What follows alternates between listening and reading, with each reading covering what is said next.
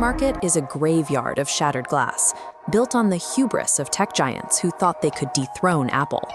Amazon burned massive amounts of capital trying to force their way into your pocket with the Fire Phone, only to quietly pull the plug.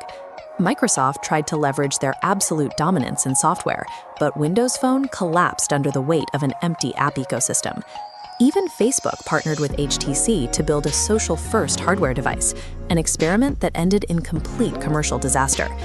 Yet a software company with zero hardware experience is attempting to break the streak. OpenAI has acquired a firm run by Jony Ive to build a brand new device. Right now, ChatGPT exists entirely as a guest. It lives inside iOS and Android. If Apple decides to prioritize its own Apple Intelligence at the operating system level, they could lock OpenAI out of the mobile world overnight. OpenAI is building toward the moment the iPhone becomes a feature phone, because controlling the hardware is the only way to ensure they aren't deleted from the ecosystem by a competitor. Since 2007, the mobile experience has been defined by a static grid of apps. You still do all the heavy lifting, tapping through menus and jumping between separate pieces of software to get one thing done.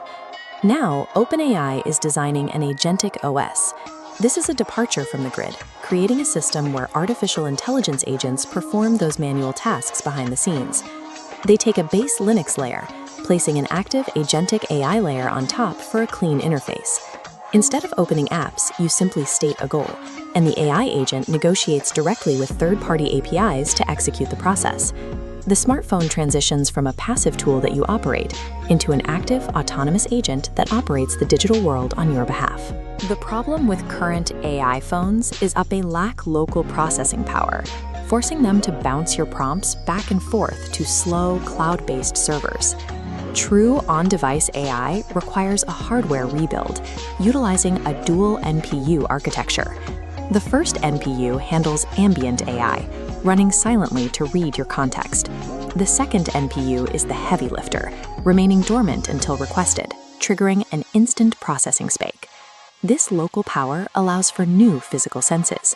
The camera uses a custom image signal processor built for spatial awareness, giving the AI visual sensing to read the three-dimensional geometry of the room. An AI that constantly watches your environment introduces extreme privacy risks.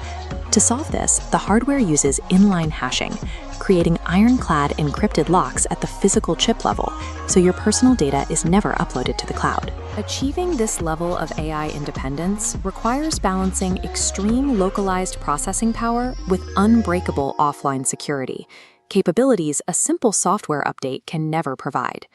The scale of this ambition is massive.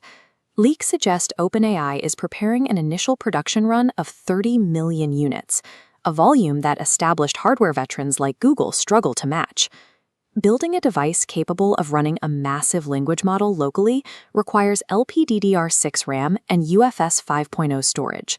Due to global shortages of these high-end components, the retail price will likely push well past the 1 lakh premium tier. It is an audacious financial gamble for a strictly software-based company to step into the brutal realities of physical supply chains and hardware manufacturing. If they hit their projected 2027 launch window, the heavy, grid-based smartphones we use today will feel like outdated technology compared to a device that acts on its own. Either this device makes the screen tapping era feel like an ancient memory, or it becomes the most expensive hardware failure in modern tech history. The battle for technology has moved away from the App Store